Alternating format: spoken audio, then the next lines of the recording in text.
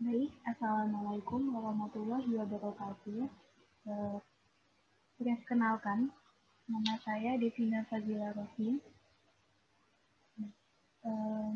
Saya merupakan mahasiswa jurusan Psikologi Universitas Muhammadiyah Malang. Dalam kelas AIK 4 ini, saya berada di kelas B. Pada kesempatan kali ini, saya akan mencoba sedikit menjelaskan dan membahas tentang submateri dari akhlak dalam keluarga, yaitu pernikahan sebagai sarana membangun keluarga.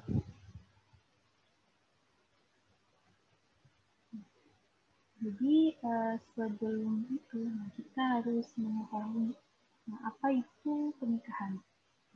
Pernikahan merupakan asal kata dari nikah dalam bahasa Arab berarti mengumpulkan, menyatukan, persetujuan dan perjanjian atau al-aqabah. Menurut Undang-Undang Nomor 1 Tahun 1974 tentang perkawinan, pernikahan atau perkawinan adalah ikatan lahir batin antara seorang pria dan seorang wanita sebagai suami istri dengan tujuan membentuk keluarga atau rumah tangga yang bahagia dan kekal berdasarkan ketuhanan yang Maha Esa. Jadi dalam hal ini berdasarkan pada sila pertama Pancasila, yaitu ketuhanan yang Maha Esa, dapat diartikan bahwa pernikahan ini harus berdasarkan agama atau keyakinan masing-masing. Nah, selanjutnya ada syarat sah nikah.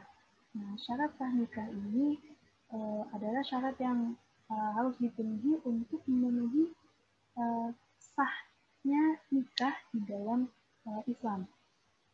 Yang pertama adalah ada calon mempelai laki-laki dan perempuan.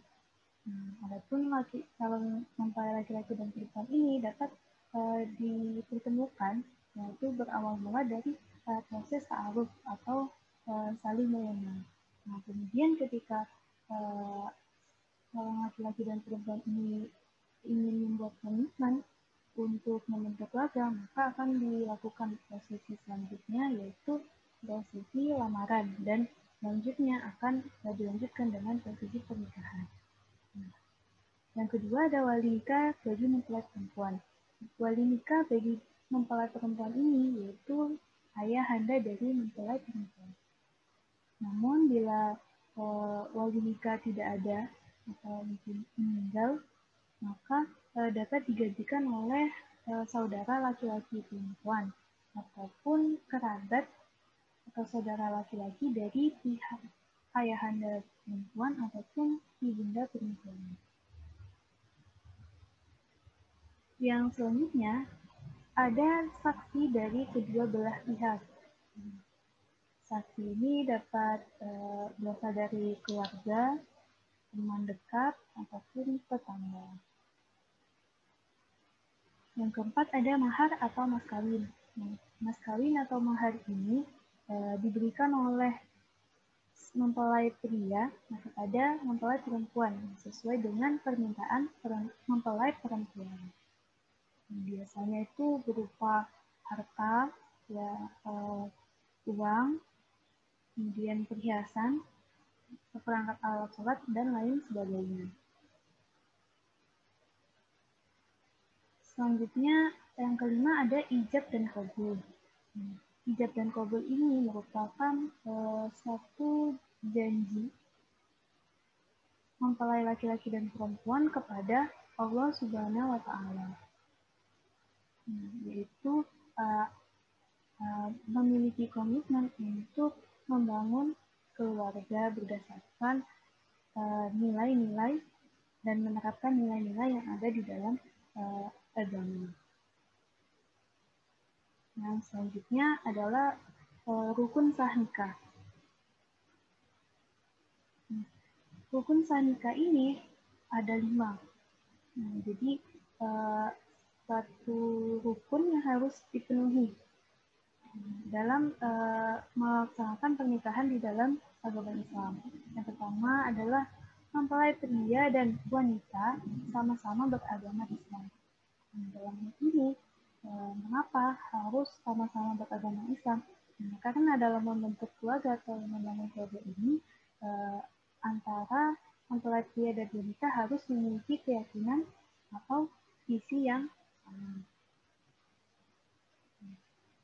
Selanjutnya, mempelai pria tidak termasuk mahram bagi calon istri. Jadi mahram di sini artinya adalah keharaman untuk menikah. Biasanya didasarkan atau disebabkan pada keturunan atau nasab. Yang kedua, persusuan ataupun pernikahan yang lain. Misalkan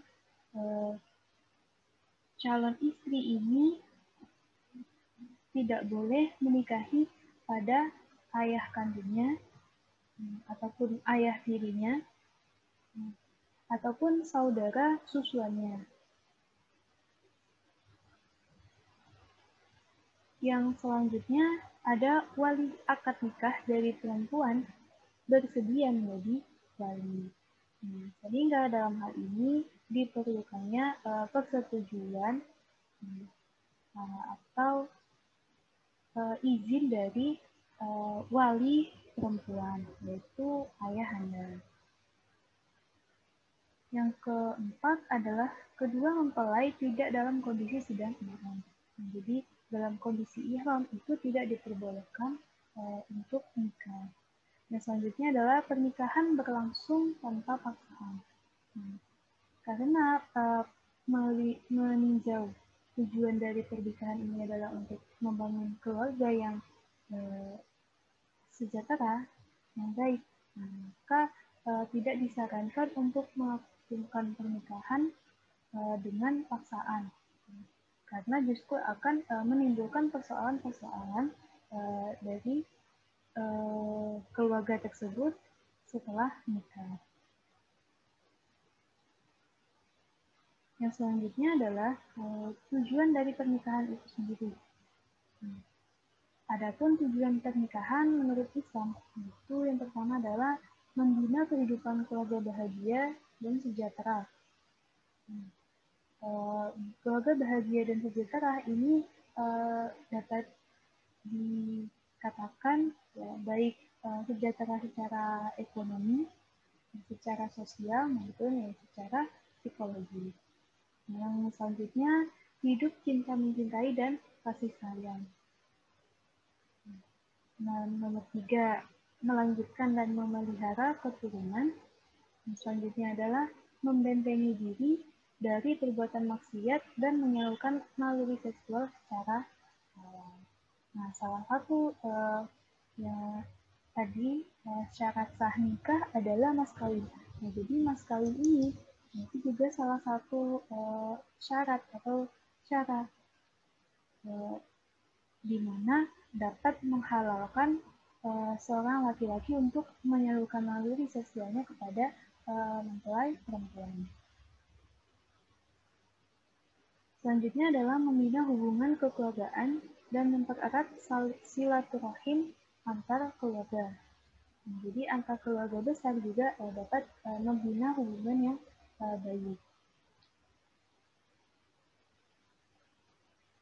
Pernikahan sebagai cara membangun keluarga. Nah, jadi salah satu sarana dalam membangun keluarga kan pernikahan. Nah, ini dilakukan dengan tujuan yaitu agar memiliki hubungan yang sangat erat, karena antara satu dengan yang lain itu saling membutuhkan. Jadi seperti yang disebutkan dalam Quran surat Al-Baqarah ayat 187 bahwa mereka adalah pakaian bagimu dan kamu pun adalah pakaian bagi mereka. Dalam ayat ini itu disebutkan bahwa suami dan istri itu saling membutuhkan dan saling melindungi. Yang selanjutnya itu agar manusia dapat hidup tentram dan bahagia.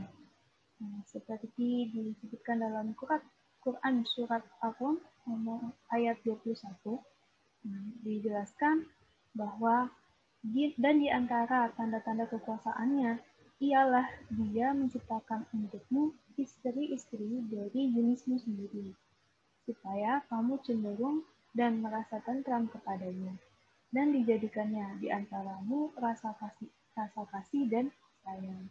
Sesungguhnya pada yang demikian itu benar-benar terdapat tanda-tanda bagi kaum yang berpikir. Nah, jadi salah satu tujuannya itu agar hidup berkeluarga itu bisa tentram dan bahagia. Selanjutnya adalah agar dapat memiliki keturunan. Nah, wahai sekalian manusia, bertakwalah kepada Tuhanmu yang telah menjadikan kamu bermula dari diri yang satu, yaitu Nabi Adam, dan yang menjadikan daripada Adam itu pasangannya, yaitu istrinya Hawa. Dan juga yang membiakkan dari keduanya, yaitu zuriat keturunan, lelaki dan perempuan yang ramai. Dan bertakwalah kepada Allah, yang mana kamu selalu meminta dengan menyebut-nyebut namanya.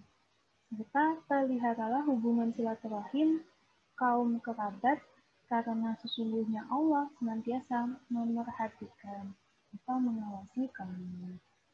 Nah, jadi membangun keluarga ini juga bertujuan agar dapat memiliki keturunan.